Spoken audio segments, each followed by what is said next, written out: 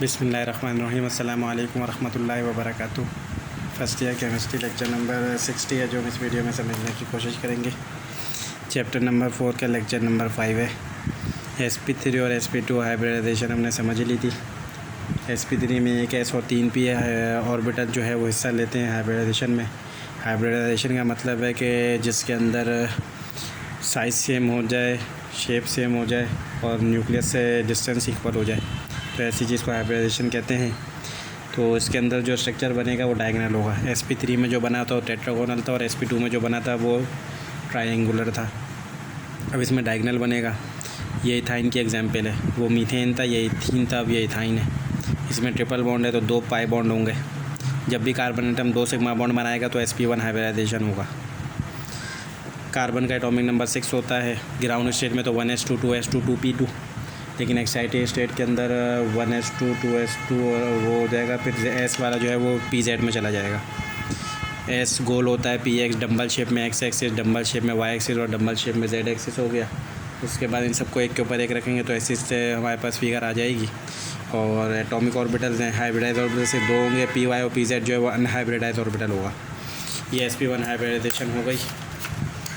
Ethyne के अंदर दोनों कार्बन आइटम sp1 हाइब्रिडाइज होते हैं, तो ये डायगोनल सीधा स्ट्रक्चर हमारे पास बन गया। इसका एंगल 180 होता है। टेट्राहेड्रल में 109.5 था और ट्राइगोनल के अंदर 120 था। अब write the type of hybridization carbon atom in the following molecule. Carbon क्या हाइब्रिडाइजेशन है ये बतानी है हम लोगों को। CH2O है। अब डबल बॉन्ड है तो डबल बॉन्ड में तो sp2 होती है। SCN में ट्रिपल बॉन्ड है तो sp1 होगी। कार्बन डाइऑक्साइड में 2 डबल हैं तो भी sp1 होगी। CCl4 में सिर्फ सिंगल है तो sp3 होगी। तो इस तरीके से छोटी छोटी चीज़ें MCQs और एप्टीट्यूड में पूछी जा सकती हैं। उसके बाद आते हैं shape of the molecules, geometric structure. एक हाइब्रिड ऑर्बिटल मॉडल के ज़रिए हम शेप बताते हैं मॉलिक्यूल का, या इलेक्ट्रॉन पेयर रिपल्जन मॉडल। तो हाइब्रिड ऑर्बिटल मॉडल है।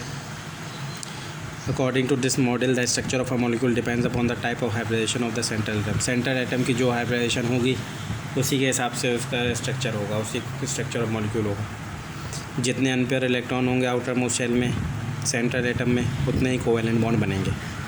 जैसे हाइड्रोजन के आखिरी शेल में 1 इलेक्ट्रॉन होता है तो एक ही अनपेयर है तो एक ही कोवेलेंट बॉन्ड बनेगा। ऑक्सीजन में 2 अनपेयर होते हैं तो 2 कोवेलेंट बॉन्ड बनेंगे। कार्बन में 4 अनपेयर होते हैं तो 4 कोवेलेंट बॉन्ड बनेंगे। दूसरा है all the orbitals of the outermost shell of the central atom containing paired and unpaired electron.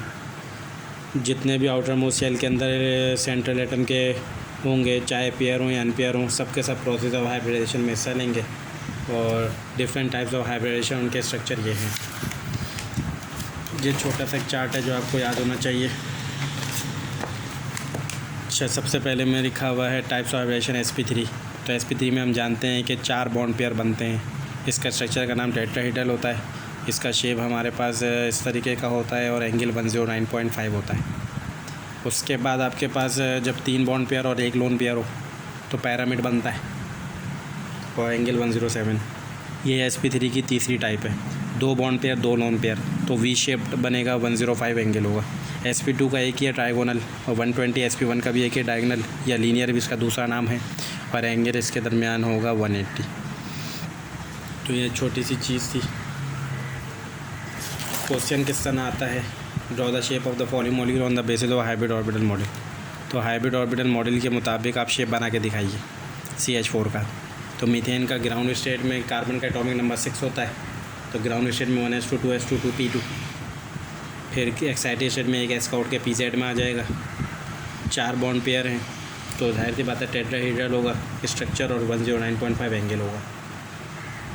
Ammonia है NH3 तो NH3 में 1s2 2s2 2p3। नाइट्रोजन का 7 होता है तो sp3 है, लेकिन 1 बॉन्ड पेयर और 3 लोन पेयर है। 1 बॉन्ड पेयर और 3 लोन पेयर में पैरामिड बनता है और एंगल 107 होता है।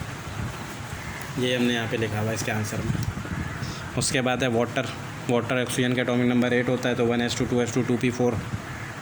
तो उसमें 2 बॉन्ड पेयर 2 लोन पेयर हैं तो है तो sp3 हाइब्रिडाइजेशन, लेकिन वी शेप्ड होगा और एंगल 105 होगा।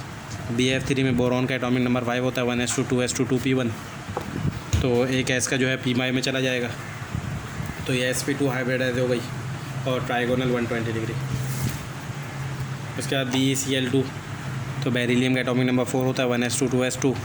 ये एस का उठ के पी एक्स में चला जाएगा और फिर sp1 हाइब्रिडेशन हो जाएगी और एंगल हमारे पास 108 180 हो जाएगा।